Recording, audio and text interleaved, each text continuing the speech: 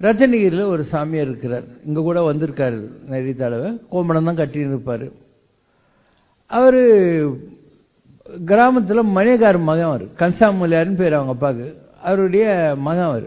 இவருக்கு அண்ணன் ஒருத்தர் இருந்தார் சிவானந்தன், இவர் சச்சிதானந்த மொழியார். இவர் வேலூர் எலக்ட்ரிசிட்டி போர்டில் ஆற்காடு வீராசாமி கூட வேலை செய்திருந்தார் கிளார்க்கு. ஒரு நாள் வீட்டில் ஏதோ சண்டை, அதனால் பஸ் எல்லாம் அந்த காலத்தில் 3/4 மணி நேரத்துக்கு 1 மணி நேரத்துக்கு ஒருக்கா தான் வரும். கீழ்மின்னலுங்கிற இடத்துலேருந்து வேலூருக்கு பஸ் பிடிக்கணும்.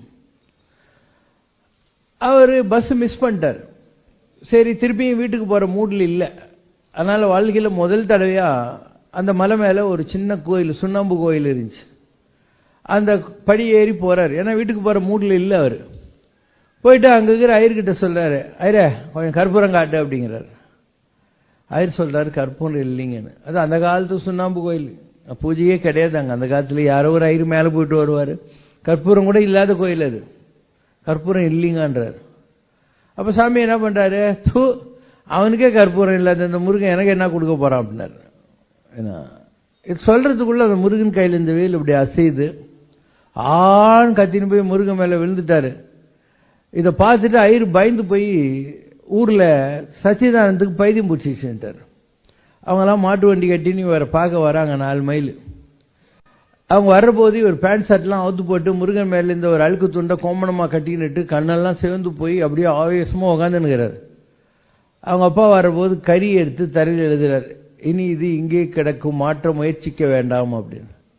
அவங்க அப்பா, என்னப்பா ஏதோ வீட்டில் சண்டைன்னா அதுக்கு இப்படி இல்லாமல் பண்ணுவேன், வா போகலாம் வீட்டுக்கு அப்படிலாம் கெஞ்சுறாரு. இவர் போகல. அதுக்கப்புறம் அவங்க வீட்டிலேருந்து சாப்பாடு கொண்டாந்து அவங்க அப்பா இவர் கூடயே படுத்துக்குவார்.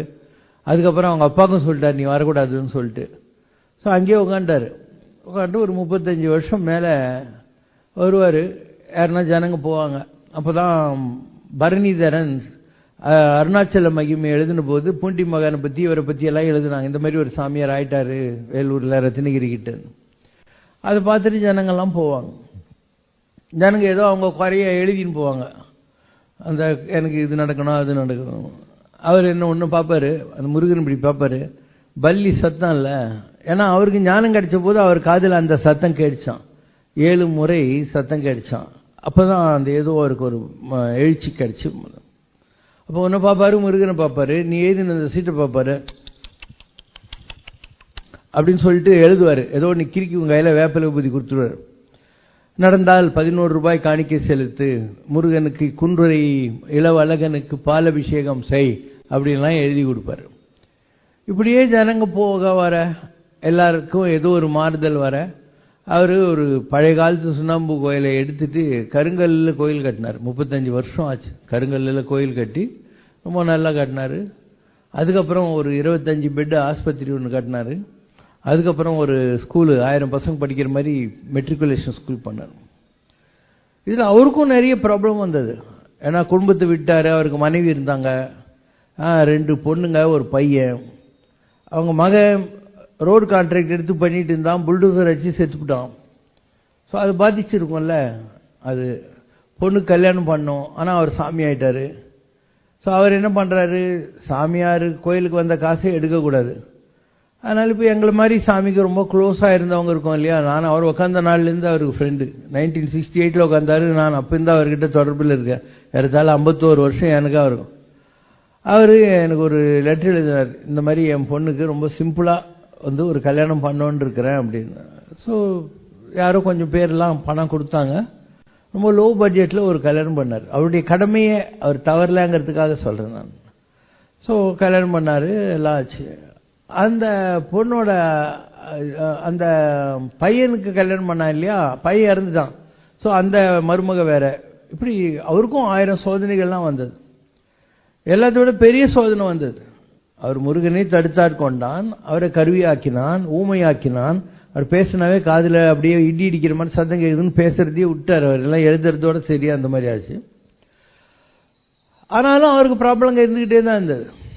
இதுக்கு நடுவில் அந்த கோயில் கட்டுற காலத்தில் அங்கே ஒரு மேஸ்திரி, அந்த மேஸ்திரிக்கும் அங்கே இருக்கிற ஒரு கான்ஸ்டேபிளுக்கும் ஒரு சித்தாளில் அவன் மேல் லவ், ஒரு ட்ரையாங்குலர் காதல் கதை. இந்த மேஸ்திரி என்ன பண்ணா, நல்லா குடிச்சிட்டு அந்த காதல் கிக்கில் அந்த கான்ஸ்டபிளை கொலை பண்ணிட்டான். அப்போ தான் திருச்சியில் இந்த மெய்வழி சாலை அந்த சாமியாருங்கெல்லாம் ஏமாத்துனாங்க அப்படின்னு எமர்ஜென்சி டைம் வேறு. கடைசியில் ஊர்காரெல்லாம் கதை கட்டி விட்டான். சாமியார் வந்து குகை வச்சுக்கிறாரு, அதுக்குள்ளே நோட் அடிக்கிறாரு, தங்கம் கடத்துறாரு. அதுக்கப்புறம் இந்த விஷயம்லாம் அந்த போலீஸ்காரனுக்கு தெரிஞ்சு போச்சு.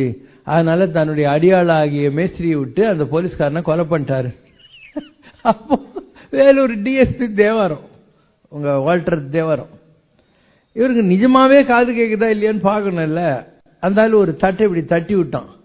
யாராவது காது கேட்குறவனா இருந்தால் அந்த சத்தம் டங்குன்னு வந்த உடனே அவங்களுக்கு ரியாக்ஷன் தெரியும். இவருக்கு ஒன்றும் ரியாக்ஷன் இல்லை. அப்போ அவன் கன்ஃபார்ம் பண்ணான் செவிடு தான்.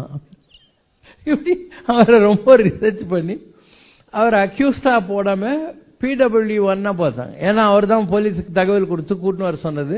அதனால் ப்ராசிக்யூஷன் விட்னஸ் 1 மாற்றினாங்க. அதுக்கப்புறம் அங்கேருந்து முஸ்லீம்கெல்லாம் சேர்ந்து அந்த மேஸ்திரிக்கு ரொம்ப தெரிஞ்சவங்க, அவன் நிறைய வீடெல்லாம் கட்டியிருக்கான் அந்த ஆம்பூர் குடியாத்தம் பேரணாம்பட்டில். அதனால் அவங்கெல்லாம் சேர்ந்து ஒரு நல்ல வக்கீலை வச்சு குற்றம் நிரூபிக்கப்படவில்லைன்னு மேஸ்திரியை ரிலீஸ் பண்ணாங்க. அவன் எங்கேயோ போயிட்டான். ஏன் அந்த மாதிரி நடக்குது? சும்மா இந்த ஒரு எலக்ட்ரிசிட்டி கிளர்க்கை எதுக்கு சாமி கோமணம் கட்ட வைக்கணும்? எதுக்கு அவர் அருள் கொடுக்கணும்? அவரை வச்சு தனக்கு ஏன் கோயில் கட்டிக்கணும், ஆஸ்பத்திரி கட்டிக்கணும், ஸ்கூல் கட்டணும்? பின்ன எதுக்கு இந்த மாதிரி அவருக்கு கெட்ட பேர் வந்து கொலைப்பள்ளி எல்லாம் வர்ற மாதிரி பண்ணணும் இல்லையா? இதெல்லாம் யோசனை பண்ணிப்பார். ஏன் அப்படின்னா, இங்கே காகபூஜைண்டர் நாடின்னு ஒன்று இருக்குது. இங்கே முதல்ல மகாலிங்கபுரம் நம்பர் 9 இருந்தார்.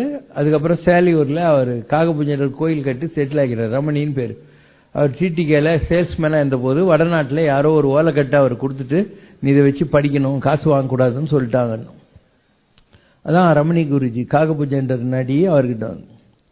ஒரு நாள் எனக்கு காளிகாம்பாள் கோயில் சிவாச்சாரியார், குருஜி சுந்தர்ராமன், மயிலை மாமுனின்னுவாங்க அவர் குரு தங்கால் சுவாமிகள், அதுக்கப்புறம் திருவேற்காடு ராமதாஸ் சுவாமி, அப்போ HRNCயில் செக்ரட்டரியாக இருந்த சண்முக சிகாமணி IAS, இவங்க 4 பேரும் எனக்கு ஃபோன் போட்டாங்க.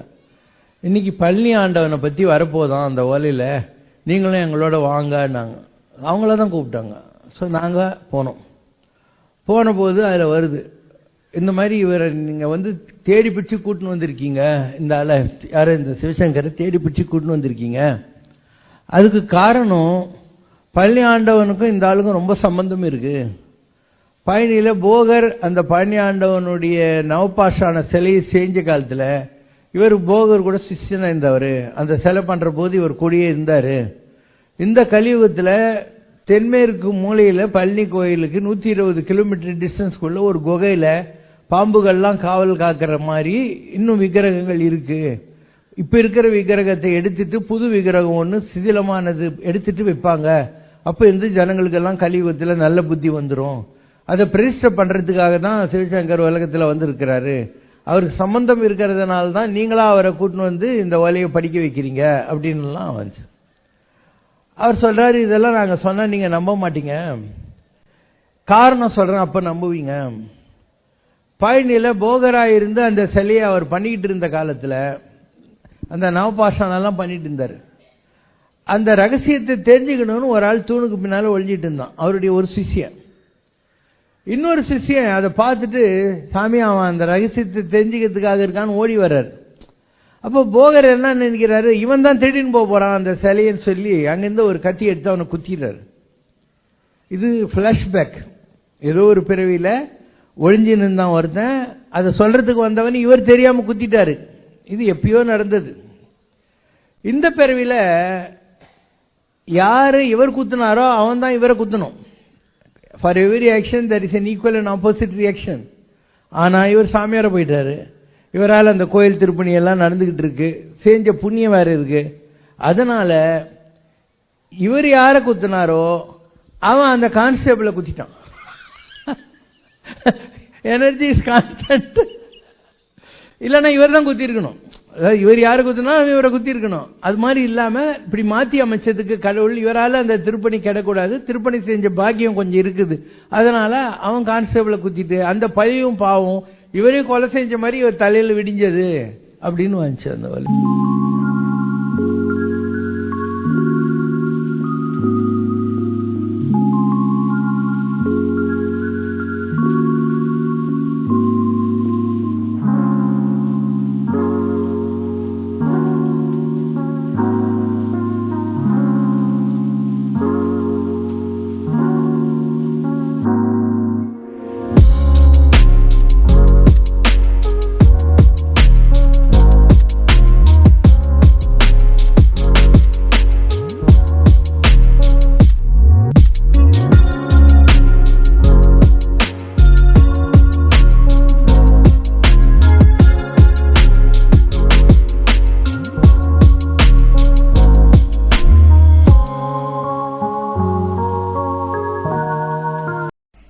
நான் 1968 வந்து மோட்டார் சைக்கிள் வச்சிருந்தேன்.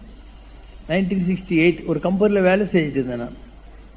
இப்போ இங்கேருந்து மோட்டார் சைக்கிள் போட்டுன்னு நான் சித்தூர் போவேன். சித்தூரில் நியூட்ரின் கன்ஃபெக்ஷனரி என்னுடைய கிளையண்ட்டு. அங்கே போயிட்டு மோட்டார் சைக்கிளே திருப்பி வருவேன். அந்த காலத்துலலாம் நான் 2 கை இல்லாமல் தான் 110 கிலோமீட்டர் ஸ்பீடில் போவேன். ஒரு தடவை மலை மேலே போனேன். ஏன் போனேன்னா, அருணாச்சல மகிமைன்னு ஒன்று பரணிதரன் எழுதியிருந்தார். அதில் இந்த சாமியாருக்கு இப்படி அருள் கிடைச்சது, அவர் மேலே மேலே உட்காந்துருக்கிறாரு அப்படின்னு எழுதியிருந்தார், ஒரு ஃபியூ பேஜஸ். அதனால சரி என்னமோ சொல்றாங்களேன்னு மலை மேலே போனேன். அவ்வளோ தூரத்தில் என்னை பார்த்தார் அவர். என்னை பார்த்த உடனே வேகமாக என்கிட்ட வந்து என் கைப்பிடிச்சி எடுத்துன்னு போய் அவருடைய பலகையில் எழுதுறாரு, இதற்கு முன் இந்த கோயிலுக்கு வந்திருக்கிறாயா அப்படின்னாரு. ஆத்ம சம்பந்தம் இருந்தால் நமக்கு தெரியும், நம்மகிட்ட வர்றவங்கள நமக்கு தெரியும், இதுக்கு முன்னே நமக்கு தெரியுவங்களேங்கிற மாதிரி. நான் வரலன்னு. அவரு நீ மோட்டார் சைக்கிளில் வந்திருக்கிறாய், விற்றுவிடு, கார் கிடைக்கும். நான் என்னடா, அந்த காலத்துல என் முதலாளி, நான் வேலை செஞ்சிருந்தேன், என் முதலாளிக்கே கார் கிடையாது, நமக்கு எங்கிருந்து கார் கிடைக்கும் போது அப்படின்னு சீரியஸா எடுத்துக்கல. மெட்ராஸ் வந்து அதாய் கொஞ்ச நாள் கழிச்சு திருப்பியும் சித்தூர் போயிட்டு வர்றேன். மத்தியானம் 3 மணி இருக்கும். இந்த வெயிலில் அப்படியெல்லாம் படியேறி போய் சாமி எதுக்கு பார்க்கணும்னு நான் பாட்டுக்கு வந்துட்டேன். 3 அம்பாசடர் கார்ல யங்ஸ்டர்ஸ் எல்லாம் ரேஸ் பண்ணின்னு போயினேங்கிறாங்க. நான் மோட்டார் சைக்கிள்ல அவங்கள ரேஸ் பண்ணின்னு போயினேங்கிறேன். ஸ்ரீபெரும்புதூர் கிட்ட வரும்போது ஒரு மாடு குறுக்கால வச்சு அப்படியே மோட்டார் சைக்கிளோட போய் விழுந்தேன். கொஞ்ச நேரத்தில் நானே வலது கையில மோட்டார் சைக்கிளை நிப்பாட்டி ஒரு மண்ணு லாரி வச்சு அதில் மோட்டார் சைக்கிளை ஏற்ற சொன்னேன். கை இப்படி வச்சா எனக்கு வலிக்கல. இந்த இடத்துல எனக்கு காலர் போன் பிராக்சர் ஆச்சு. இப்படி கூட வேண்டிய எலும்பு இப்படி போட்டான் புத்தூர்ல. அதனால இன்னைக்கு வரைக்கும் இந்த எலும்பு இங்க இருக்காது, பாதிக்காதான. நான் ஸ்டான்லி ஹாஸ்பிட்டல்ல ஆக்சிடென்ட் கேஸ்ன்றதுனால அட்மிட் ஆனேன். இப்போ மறுநாள் ரத்னகிரி சாமியார் கிட்ட இருந்து எனக்கு ஒரு லெட்டர் வந்துச்சு. அன்பா, குறிப்பால் உணர்த்தியும் இளமையின் துடுக்குத்தனத்திற்கு முன்னால் விதி விளையாடி விட்டது, மனதை தளர விட வேண்டாம், அருளாசிகள் இருக்கிறது. எனக்கு இருந்தால் எப்படி ஆக்சிடென்ட் ஆன போதே நமக்கு லெட்டர் எழுதினாதான் மறுநாள் வந்து வரும். ஸோ ஒரு ஆச்சரியமா இருந்தது. அதுக்கப்புறம் இதெல்லாம் கொஞ்சம் செய்யாகி 1 மாதம் கழிச்சு அவர்கிட்ட போனேன். போயிட்டு, சாமி எனக்கு ஆக்சிடென்ட் ஆனது உனக்கு எப்படி தெரியும்னு. அப்போ எனக்கு 19 வயசு, இப்போ 16, அது வேற விஷயம்.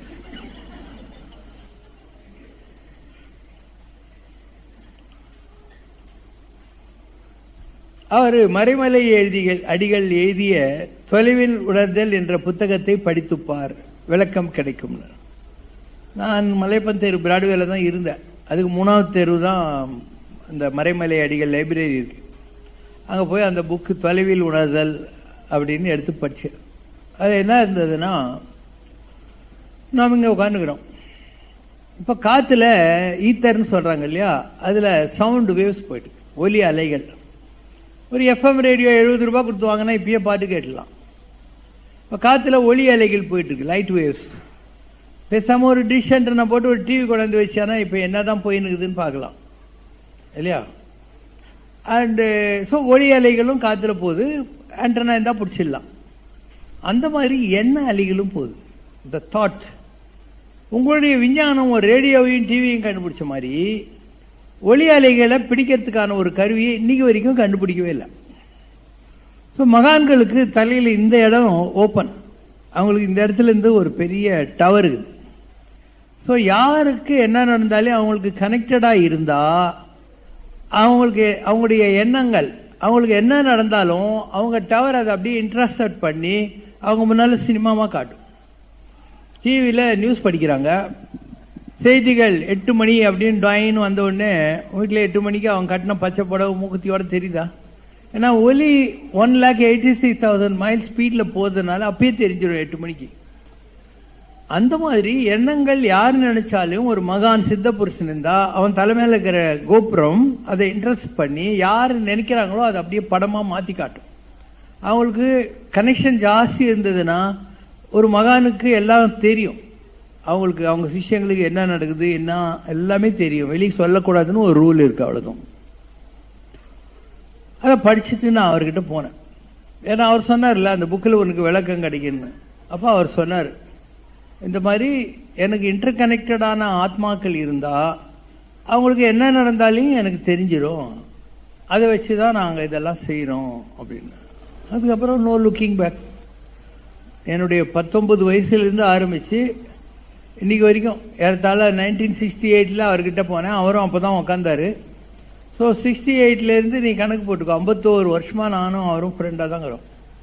நான் நிறைய நாட்கள் அங்கே தான் போய் தங்குவேன். என்னுடைய யங்கர் ஏஜில் அங்கே தான் போய் நைட்டில் படுத்துக்குவேன். ஏதோ அவர் சாப்பிட்றதுக்கு கொஞ்சம் கொடுப்பாரு. யாராவது கேட்பாங்க இவர் யாருடு, அப்போ சாமி எழுதி காட்டுவார். இவன் என் ஆன்மா, என்னுடைய ஆன்மா யாரு? முருகன்.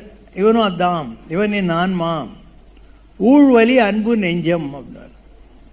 பழைய ஊழ்வினையினால எனக்கு இவனுக்கும் ஒரு லவ் இருக்கு, ஊழ்வலி அன்பு நெஞ்சம் அப்படின்னு எழுதுவார்.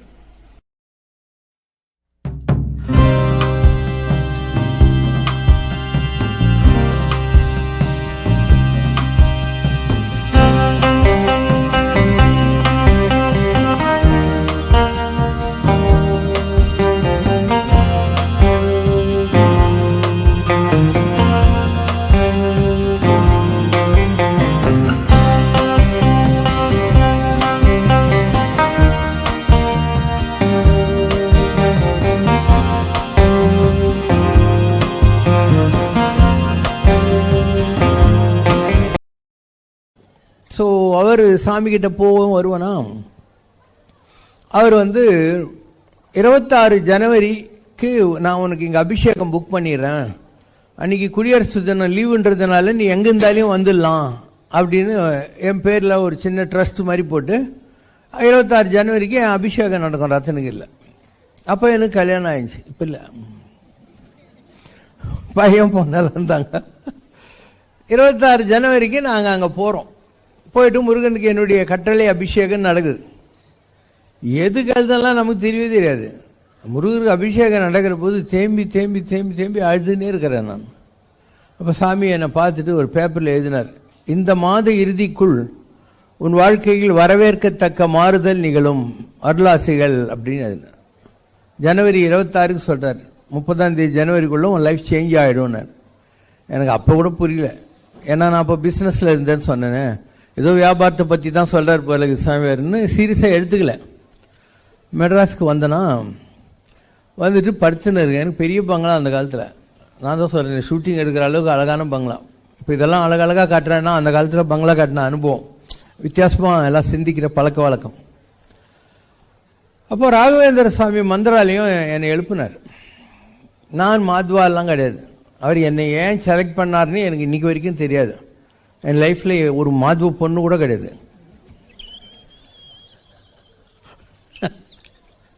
நான் இப்படிதான் பேசுவேன், அதுதான் ப்ராப்ளம்.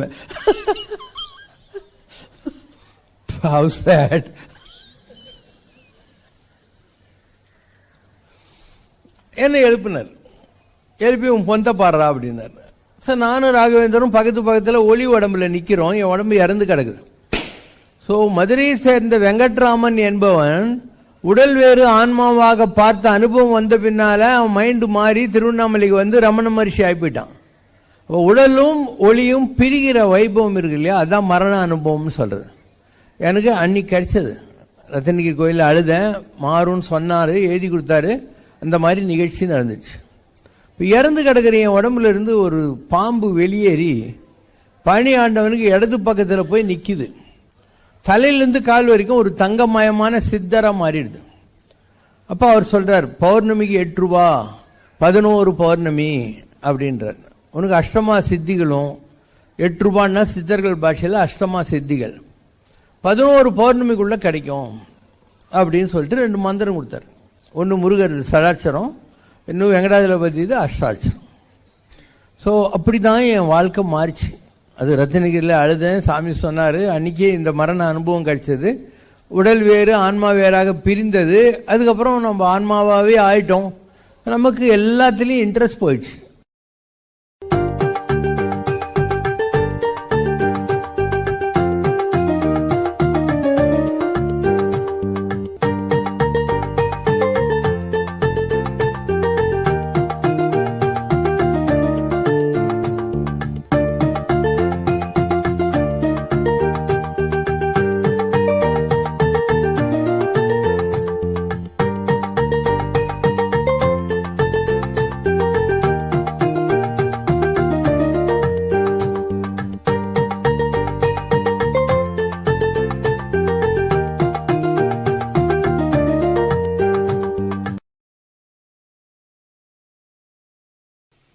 நான் வாழ்க்கையில் ரொம்ப கஷ்டப்பட்டிருக்கேன். அப்போ அவர் என்கிட்ட சொன்னார், நீ இவ்வளோ பக்தி எல்லாம் பண்ணி என்ன பிரயோஜனம், வாழ்க்கையில் இவ்வளோ கடவுள் ஒன்று கொடுமைப்படுத்துகிறான், இனிமேல் நீ எந்த கோயிலுக்கும் போகாத, அப்போ தான் கடவுளுக்கு புத்தி வரும்னாரு. நான் மெட்ராஸுக்கு வந்துட்டு அவருக்கு எழுதினேன், நீங்கள் சொன்னதை யோசனை பண்ணி பார்த்தேன். கண்ணப்பன் ஒப்பதோர் அன்பினால் நான் கண்ண அப்ப வல்லேன் அல்லேன், வாளால் மகவறிந்து ஊட்ட வல்லேன் அல்லேன். கண்ணப்பனை மாதிரி கபாலீஸ்வரர் கண்ணில் ரத்தம் வந்துச்சுன்னா நான் என்ன கண்ணியா கொடுக்க போறேன், புள்ளைய வெட்டி பிரியாணி போடுறேன்னா நான் கொடுக்கவா போறேன். இப்படிப்பட்ட பக்தர்கள் எல்லாம் பார்த்தா அந்த கடவுள், நீ போனா போடா, நீ ஒரு 1.5 பக்தன், உனக்காக நான் என்ன பயந்துருவேன் நினைக்கிறியான்னா நான் எங்க போவேன், நான் தேடுறதே கடவுளை தான். ஸோ அவனை பகைச்சிக்கிட்டு நான் எங்க போவேன், அதனால நீ சொன்னதை நான் கேட்க மாட்டேன்னு அவர் எனக்கு லெட்டர் எழுதினார். உன்னுடைய பக்தியின் பரிமாணத்தை நான் உரசி பார்த்தேன், நீ தேறி விட்டாய்ன்னு எழுதினாரு. இன்னைக்கு இருக்கு என்கிட்ட அந்த லெட்டர். ஆனா அவரு என்ன ஒரு நேரத்தில் எழுதியே கொடுத்தாரு, அது கூட நம்ம ஆபீஸ்ல இருக்கோம். இந்த மாதிரி நீ வாழ்க்கையில எவ்வளவு பிரச்சனைகளை ஃபேஸ் பண்ணி இன்னைக்கு இவ்வளவு ஹைட்டுக்கு போயிருக்கேன்னு பாக்குற போது நீ என் புள்ள எனக்கு ஒன்று பார்த்தா ரொம்ப பெருமையா இருக்குது. ஓ அப்படின்னா ரொம்ப வயசுக்கு போயிட்ட நீ அப்படின்னா. எவ்வளோ சாமியார்களை பார்த்துருக்கேன் தெரியுமா. ரத்னகிரி சாமியார் கூட சொல்லுவார், இவன் பார்க்காத சாமியும் கிடையாது ஆசாமியும் கிடையாது, இவன் ஆன்மீக PhD அப்படின்னுவார் சாமி. அவங்களுக்கெல்லாம் ஓரளவு வருத்தம் கூட இருந்திருக்கும். ஏன்னா ஆன்மீகத்தில் பொதுவாக ஒரு குரு ஒரு சிஷ்யனு. நான் உலகம் பூரா அழிஞ்சுன்னு இருந்தேன், எல்லாரையும் பார்த்துருக்கேன். அதனால அவங்களுக்கு ஒரு உள்ளுக்குள்ள ஆரம்ப காலத்தில் என்னை புரியாம இருந்திருக்கலாம், நான் ஏன் இப்படி அலையிறேன்னு சொல்லி. அதுக்கு ஒரே காரணம், நான் எல்லா பிறவிலையும் யாரையெல்லாம் தெரிஞ்சு வச்சிருந்தனோ அத்தனை பேரும் இந்த உலகத்துல வந்திருந்தாங்க, அத்தனை பேரையும் நான் பார்த்தே ஆகணும். அந்த அனுபவம் சாமிக்கு இருக்க வேண்டியது இல்லை இல்லையா. இப்போ நான் இந்த ஒளி வடிவங்கள் எல்லாம் பார்க்கிறேன், புக்கு போட்டு கொடுக்குறேன், ரத்னகிரி சாமிக்கு புக்கு கூட அனுப்புறேன். அவர் சொல்றாரு எனக்கு இந்த மாதிரி அனுபவங்கள்லாம் கிடையாதுங்கிறாரு. அப்படிதான் ஆன்மீகம், ஒருத்தருக்கு ஒரு விதமான அனுபவம் வரும். திருமூலர் சொல்கிறார், அவர் அனுபவம் அவர் தம்மை அறிவது. எல்லாருக்கும் ஒரே மாதிரி அனுபவம் வராது, ஒவ்வொருத்தருக்கும் ஒவ்வொரு விதமும் வரும்.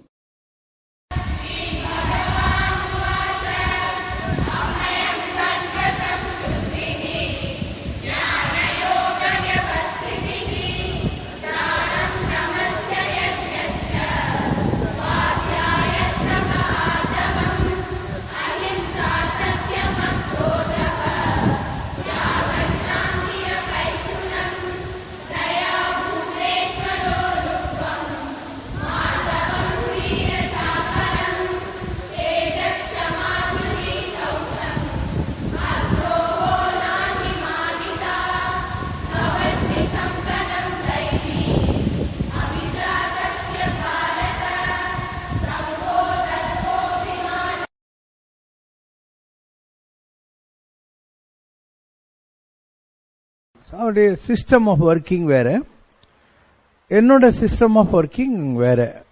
அதுக்கு பல காரணங்கள் இருக்கும். ஒன்று முன்ஜென்மத்தினுடைய வாசனைகள். அண்ட் அவரை பொறுத்த மாத்திரம் அவருக்கு வேர்ல்ட்லி எக்ஸ்போசருக்கு வாய்ப்புகள் கம்மி. ஏன்னா ஒரு கிராமத்தில் ஒரு மணிகார் குடும்பத்தில் பிறந்தார். அண்ட் எலக்ட்ரிசிட்டி போர்டில் கிளர்க்காக இருந்தார் வேலூரில். திடீர்னு சாமி ஆயிட்டார். அண்ட் பல ஆண்டுகள், ஆல்மோஸ்ட் 2009-10 வரைக்கும் அவர் எங்கேயுமே வெளியே போனதில்லை. 68லேருந்து ஒரு 40 வருஷ காலம் ஒரே இடத்துல உட்காந்துக்கிட்டு எல்லாம் பண்ணிக்கிட்டு இருந்தார். என்னுடைய வாழ்க்கை வேற மாதிரி. நான் உலகம் பூரா சுத்துற ஆளு. ஈவன் வட துருவம் தென்துருவம் போயிருக்கேன். உலகத்தில் நான் போகாத நாடு கிடையாது. And God has put me into different exposures. வாழ்க்கையில் பல விஷயங்களை நான் கற்றுக்கிட்டு இருக்கேன். கல்வியெல்லாம் கற்பித்தாய்ங்கிற மாதிரி நிறைய விஷயங்கள் கத்துக்கிறதுக்கான வாய்ப்புகள் கடவுளுடைய அருளால கனிந்தது. அவருக்கும் கல்யாணம் ஆகி குழந்தைங்கள்லாம் இருந்தாங்க, எனக்கும் கல்யாணம் ஆகி குழந்தைங்கள்லாம். அண்டு இல்லறத்திலிருந்து ஆன்மீக உயரங்களை தொட்டவர்கள் நாங்கள் 2 பேருமே. அவரும் குடும்பத்திலிருந்து தான் வந்தார். அண்ட் அவருடைய பையன் ஒரு புல்டோசர் ஆக்சிடென்ட்ல இறந்துட்டான். பரணிதரன் பேரு. 2 டாட்டர்ஸ் அவருக்கு. பையன் இறந்துட்டான். இப்போ நான் எங்கேயும் போயிருந்தேன் 1988ல். I had been to Amarnath. போயிட்டு வந்தபோது யாரோ சொன்னாங்க, இந்த மாதிரி சாமியாரோட பையன் புல்டோசர் அடிச்சு இறந்துட்டான் அப்படின்னு. அப்போ சாமிக்கு நான் லெட்டர் எழுதினேன், இந்த மாதிரி உன் மகன் இறந்துட்டான்னு சொல்லி கேள்விப்பட்டேன், ரொம்ப வருத்தம். உன் மகன் இறந்தும் இருந்தான், என் மகனும் இருந்தும் இறந்தான் அப்படின்னு. ரொம்ப மீனிங் இருக்காது. அவர் பையன் இறந்து போனா கூட அவர் மனசில் இருக்கான், என் பையன் இருந்தா கூட என் மனசில் இல்லை. இதுதான் அதனுடைய அர்த்தம். உன் மகன் இறந்தும் இருந்தான், என் மகனும் இருந்தும் இறந்தான். இது ஒரு எக்ஸாம்பிள், ரெண்டு பேருடைய அப்ரோச்சுக்கும் உள்ள வித்தியாசம். பல விஷயங்கள் நாங்க 68 ரெண்டு பேரும் ஒன்னா தான் இருக்கோம். 1968 அவர் மேல உட்கார்ந்த காலத்துல இருந்து இன்னைக்கு வரைக்கும் ஆல்மோஸ்ட் 32 + 20 52 வருஷ காலம் நாங்க ரெண்டு பேரும் தொடர்பில் இருக்கிறோம், எப்பயுமே தொடர்பில் இருக்கிறோம். அண்ட் 100% அவர் என்ன நினைப்பாருன்றது எனக்கு தெரியும், ஒரு விஷயத்திலும் நான் என்ன நினைப்பேங்கிறதும் அவருக்கு தெரியும். And we have understood each other totally. இது ஒரு சிமிலாரிட்டி. பட் செயல்பாடுகள் அதுலலாம் வித்தியாசம் இருக்கும். அவர் ரொம்ப காலம் பேசாம இருந்தாரு. ஏன்னா அவர் பேச ஆரம்பிச்சா அவர் காதுல இடி இடிக்கிற சத்தம் மாதிரி கேட்டுனது, அதுக்கு பயந்துகிட்டு அவர் பேசுறதே இல்லை, எல்லாம் கெஸ்டர் தான் பண்ணுவாரு, ஏதாவது எழுதி காட்டின்னு உட்காந்துன்னு இருப்பாரு. நான் ரொம்ப நாளா பேசிக்கிட்டே இருக்கிறாள், ரொம்ப வருஷமா பேசிக்கிட்டே இருக்கிற ஆளு. அண்டு ஒரு கிரியேஷன் பார்த்தா அவர் கோயில் கட்டுறது, சுத்தமா வச்சுக்கிறது, அட்மினிஸ்ட்ரேட்டிவ் டெக்னிக்காலிட்டிஸ் அதெல்லாமே ரொம்ப நல்லா இருக்கும். ஃபார் அ வில்லேஜர் அவர் ரொம்ப நல்லா அதெல்லாம் ரொம்ப வருஷமா கண்ட்ரோல் பண்ணியிருக்காரு. நானும் பிசினஸ் பேக்ரவுண்ட்ல இருந்து வந்தவன், ஆனால் எனக்கு கார்பரேட் டெக்னிக்ஸ் தெரியறதுல பெரிய அதிசயம் ஒன்றும் இல்லை. ஏன்னா I have been in business விட்டாச்சு. ஒவ்வொன்றுத்திலும் வித்தியாசம் இருக்கும். நான் ஒரு நல்ல பேச்சாளன், ஏன்னா பல விஷயங்கள்ல எனக்கு தனித்திறமைகள் இறைவனால் கொடுக்கப்பட்டிருக்கு. உலகத்தை புரிஞ்சுக்கிறதுக்கு நிறைய வாய்ப்புகள் கிடைச்சது. நான் டிவியில நியூஸ் ரீடரா இருந்திருக்கிறேன், நிறைய மகான்கள் அவங்ககிட்டலாம் பேசியிருக்கேன், பழகியிருக்கேன். சாமிக்கு அந்த அளவுக்கு எக்ஸ்போசர் இல்லை, அவர் ஒரே இடத்துல இருந்தவர். நான் எல்லா சாமியார் ஆசாமிகளையும் பார்த்தவன். இப்படி பல கோயில்கள் சேத்திராடனங்கள்லாம் நான் நிறைய பண்ணியிருக்கேன். அவருக்கு வாய்ப்புகள் கம்மி. அவர் கோயில் கட்டி கும்பாபிஷேகம் பண்ணிட்டு அறுப்படை வீடு அந்த மாதிரி ஒரு 4-5 இடம் தான் போயிட்டு வந்தாரு. நான் இந்தியா பூரா சுற்றிருக்கேன், உலகம் பூரா எல்லா நாடுகள்லையும் சுற்றிட்டு வந்திருக்கேன். அண்டு பல வகைகளில் எங்கள் ரெண்டு பேருக்கும் வித்தியாசம் இருக்கு. ஆனால் ஆன்மீகம்னு வந்தா ரெண்டு பேரும் ஒன்னே தான்.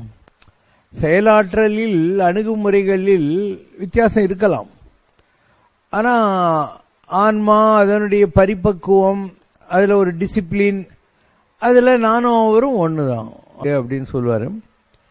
ஒரு தடவை இப்போ லாஸ்ட் ஒரு ஃபியூ மந்த்ஸ் முன்னாடி வந்தபோது இங்கே இருக்கிற உடன் வெங்கடாஜலபதி நம்ம வச்சுருந்தோம் யாகசாலை கிட்ட. அவர் அந்த வெங்கடாஜலபதி கிட்ட இப்படி கொஞ்சிட்டு அதே கை எங்கிட்ட வச்சுட்டு ரெண்டும் ஒன்று அப்படிங்கிற மாதிரி அங்கே கொஞ்சிட்டு என்னையும் கொஞ்சிட்டு அப்படி சொன்னார். ஸோ லவ்ங்கிறது சன்னியாசிகளுக்கும் வரும், ஆனால் வேர்ல்ட்லி லவ் வேற, ஆன்மீகத்தில் வர்ற லவ் வேற.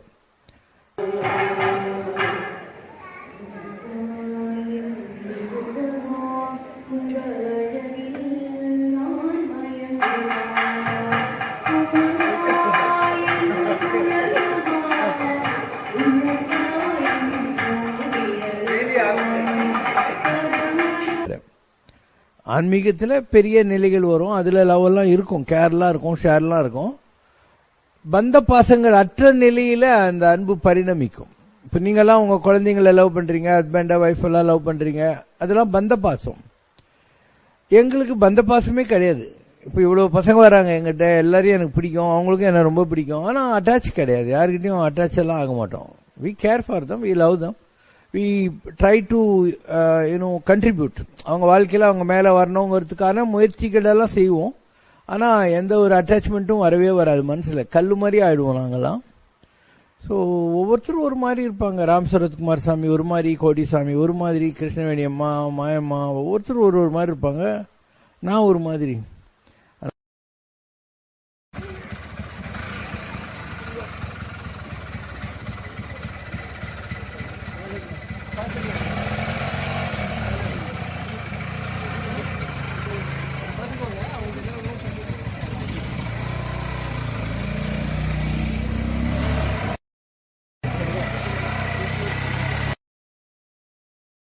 ஒரு நேரம் நான் ரத்னகிரி சாமியாரை கேட்டேன்.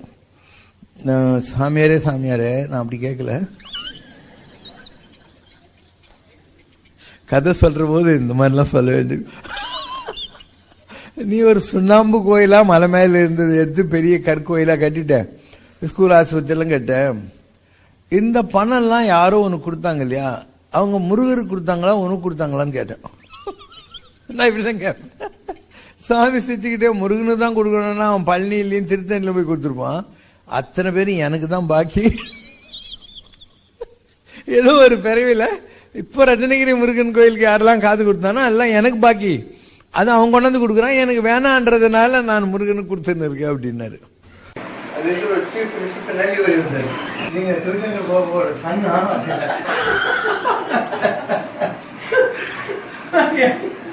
நான் நீலங்கரையில வந்து அவர்கிட்ட பாத்திருக்கேன் அப்படின்னு. அப்ப நான் சொன்னேன், ஏதோ ஒரு சினிமால போய் சொல்லுவான், என்னுடைய பாஷை மலையாளம், என்னை பத்திரிக்கை மாத்திருப்பீங்க, அந்த மாதிரி இனிமே என் மனம் அகோபிருந்த என் சாமி நரசிம்மர், ஏன்னா நீங்க தான் எனக்கு வந்து 30 வயசு கம்மி பண்ணிருக்கீங்க. பெங்களூர்ல ஒரு பெரிய டிஃபென்ஸ் கான்ட்ராக்டர் இருந்தார், அவன் பேர் ரெட்டி. அண்ட் ஜென்ரலா டிஃபென்ஸ்ல ப்ரீ குவாலிஃபைட் டெண்டர்னு வைப்பாங்க. உங்கள்கிட்ட எத்தனை லாரிக்குது பஸ்ஸுக்கு இதெல்லாம் பார்த்து இவனை வந்து ப்ரீ குவாலிஃபிகேஷன் போடுவாங்க. இத்தனை கோடி உள்ள டெண்டருக்கு இவர் கொடுக்கலாங்கிற மாதிரி. அவங்கள யார் லோவஸ்ட் கொடுக்குறாங்களோ அவங்களுக்கு தான் டெண்டர் கொடுக்கணும், அதுதான் சென்ட்ரல் கவர்மெண்ட் ரூல். ஸோ அந்த ரெட்டி வந்து லோவஸ்ட், ஆனால் அவனுக்கு அதை கொடுக்கல. வேற ஏதோ பொலிட்டிக்கல் ரீசனுக்காக 2வது வந்த ஆளுக்கோ 3வது வந்த ஆளுக்கோ கொடுத்துட்டாங்க. அப்போ எல்லாரும் சொன்னாங்களா, நீ கோர்ட்டில் கேஸ் போடு ரெட்டி, அப்பதான் உனக்கு நியாயம் கிடைக்கும். அவர் இல்லை, எனக்கு ரத்னகிரியில் ஒரு சாமி இருக்காரு, அவரை போய் கேட்டுட்டு அவர் என்ன சொல்றாரோ அந்த படி நான் செய்யறேன்ட்டு காரு போட்டுன்னு பெங்களூர்லேருந்து வந்துட்டான். ரத்னகிரி சாமியாருக்கு டிவோட்டி. அதனால அவர் கொஞ்சம் இரு, நான் உனக்காக போய் ப்ரே பண்ணிட்டு வரேன்னு கீழே குகைக்குள்ள போய் உட்காந்து, இது எப்படி கம்ப்யூட்டரில் டேட்டா போட்டு ப்ரோக்ராம் வர்ற மாதிரி, இப்போ உனக்கு என்ன ப்ராப்ளம்னு நான் தெரிஞ்சுக்கணும்னா நான் என் வேலை வெட்டியெல்லாம் விட்டுட்டு போயிட்டு ஒரு அரை மணி நேரமோ 1 மணி நேரமோ ஒன்று நினச்சிக்கிட்டு உட்காந்தா எனக்கு தெரியும். அதாவது உனக்கு என்ன ப்ராப்ளம், அதுக்கு என்ன சொல்யூஷன் வரப்போகுது, இதெல்லாம் தெரியும். ஆனால் அதை நான் பண்ணுறதில்லை, ஏன்னா எல்லாம் கடவுளுடைய லீலையில் நடக்குது. இது எங்கிட்ட வர்ற ஒவ்வொருத்தன் ப்ராப்ளத்துக்கு நான் போய் 3/4 மணி நேரம் உட்காந்துருந்தா நான் எப்போ தான் சாமி கும்பிட்றது? It's none of my business. இல்லைன்னா கண்டுபிடிச்சிடலாம், ஒன்றும் பெரிய விஷயம் இல்லை. We can find out. So Ratnagiri சாமி ஏதோ அவருக்குள்ள நன்றி கடனுக்காக தியானம் பண்ணிட்டு வராரு. நீ இந்த முருகன் கிட்ட உட்காந்து ப்ரே பண்ணிட்டு இருக்கிறாரு. அந்த உடனே சொல்றாரு, நீ நேராக இங்கேருந்து மெட்ராஸுக்கு போ, அவனுக்கு வழி கிடைக்கும் அப்படின்ட்டார். ஏன்னா ஈ கெட்ஸ் தட் ஐடியா, இது எப்படி சொல்யூஷன் வரப்போகுது இவனுக்குன்னு சொல்லிட்டு. இவன் காரை விட்டு பிளேன் டிக்கெட் வாங்கின்னு பெங்களூருக்கு ஏறுறான். இவனுக்கு பக்கத்து சீட்டில் இதுக்கு முன்னால் டிஃபென்ஸ் செக்ரட்டரியா இருந்த ஒரு ஆபீசர் ரிட்டையர் ஆகிட்டு உட்காந்துருக்கான். தெரியும் இல்லையா, என்ன ரெட்டி அப்படின்றான். அவர் சொல்றாரு, இந்த மாதிரி எனக்கு ஒரு ப்ராப்ளம், ரத்னகிரி சாமியார் சொன்னார் நீ மெட்ராஸுக்கு போ, உனக்கு வழி கிடைக்கும்னு அப்படின்னோடனே அவன் சொன்னான், அது யாரு, எக்ஸ் டிஃபென்ஸ் செக்ரட்டரி. வழி கிடைச்சிச்சு, வாயா பெங்களூர்லேருந்து நேராக டெல்லிக்கு 2 டிக்கெட் போடுனான். இவர் பிளேன்ல இருந்து இறங்கி டெல்லி ஃபிளைட் பிடிச்சி அவனையும் கூட்டின்னு போனார். பார்ட்டிக்கு டொனேஷன் கொடுக்க சொல்லு அப்படின்னா கொடுத்தாரு. இவர் ஒத்துக்கினாரு. அங்கேருந்து அவங்க டெலக்ஸ் அனுப்பிச்சாங்க, award the contractor Reddy because இது லோயஸ்ட் பிட்டர்னு. அவன் ப்ராப்ளம் சால்வ் ஆயிடுச்சு. இது ஒரு கேஸ் ஸ்டடியாக நான் பேசிக்கிட்டு இருப்பேன் உங்ககிட்ட. அப்போ அந்த சாமியார் ஏன் அவனுக்கு ஹெல்ப் பண்ணோன்னா, அவர் ஃபீல்ஸ் நம்ம கோயில் கைங்கரியம் பண்ணியிருக்கான், அவனுக்கு ஒரு ப்ராப்ளம், நம்மளை நம்பி வந்திருக்கான், அவனுக்கு நல்லது பண்ணணும், அதை மைண்டில் வச்சு சொல்யூஷன் கிடைக்குது, ஒரு விஷன் கிடைக்குது, என்ன ஆக போகுதுன்னு அவனுக்கு சொல்கிறாரு. இதுதான் அது. மனிதர்களுடைய வாழ்க்கையில் நடக்கிற பல்வேறு காரண காரியங்களுக்கு கூட பல விஷயங்கள் இருக்கும், காரண காரியங்கள் இருக்கும்.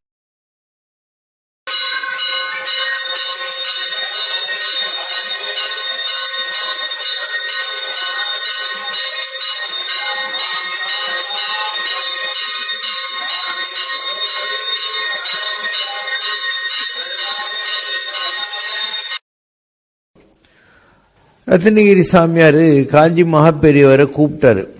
ஸோ மகாபெரியவர் மார்ச் 16, 1984 ரத்னகிரியில் வந்து தங்கியிருந்தார்.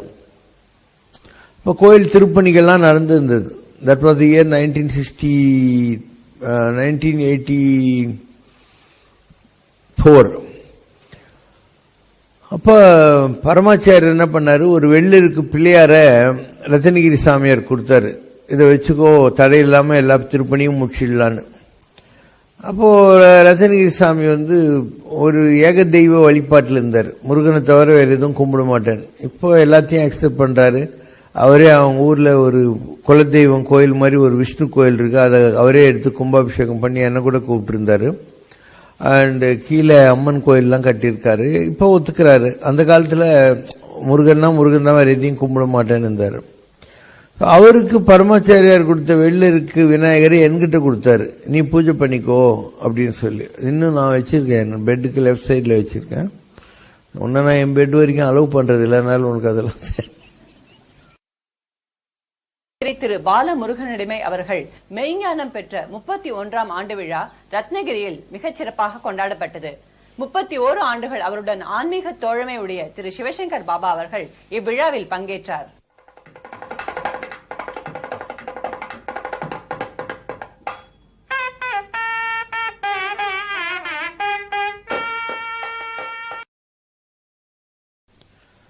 நம்ம ஆளுங்கெல்லாம் ரத்னகிரி கோயிலுக்கு போனாங்க. எனக்கு வேலூர் சத்துவாச்சேரி பொன்னியம்மன் கோயில் கும்பாபிஷேகத்துக்கு இவங்கெல்லாம் முதல்ல போங்க, நான் அப்புறம் வரேன். நீலாங்கரையில் நான் கொஞ்சம் ஜனங்களோட பிஸியாக இருந்தேன். இவங்கெல்லாம் போய் ரத்னகிரியில் சாமி கும்பிட்றாங்க. ரத்னகிரி முருகன் பக்கத்தில் நம்ம சாமியார் நிற்கிறார், பாலமுருகன் அடிமை. இப்போ ஃபோட்டோ எடுக்கிறாங்க. அந்த ஃபோட்டோவில் முருகன் வள்ளி தேவியான இங்கே சாமியார் நிற்கிறார் தாடியோட. அந்த பேக்கில் நான் நிற்கிறேன். நான் மெட்ராஸில் தான் இருக்கேன், ஆனா அந்த போட்டோல நான் நிக்கிறேன். பின்னால் எங்க இருக்கும் அந்த படம் நீங்க பார்க்கலாம். So I proved that I am everywhere.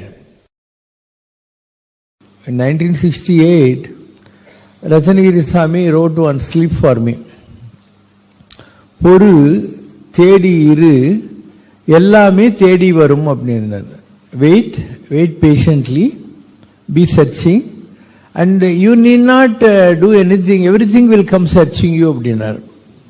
எல்லாமே தேடி வரும் அப்படின்னாரு. அந்த மாதிரி என் லைஃப்ல நடந்த எல்லாமே என்னுடைய பிரயத்தனத்தில் நடக்கல. Anything what happened on its own by some divine design, and until now it is so. நான் எனக்கு பிளானே கிடையாது. I don't have any plan, and it happens on its own, and it's good. The way it happens, it is good.